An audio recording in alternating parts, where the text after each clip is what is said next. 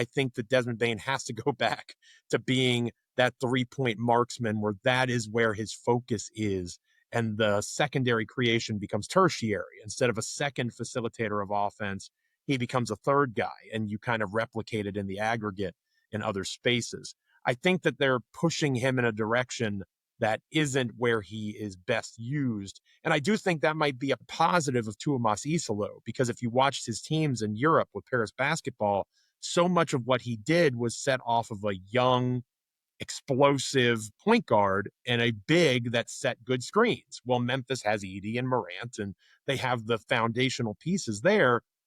Put Bane back in a spot where he is taking 8 to 10 threes a game and let that be his primary focus.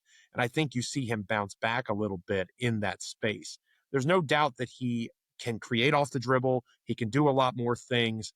But what made him elite, you mentioned Klay Thompson. Outside of Curry and Thompson, the last 5 years or so until this past season, there was no better 3-point shooter in the National Basketball Association than Desmond Bane.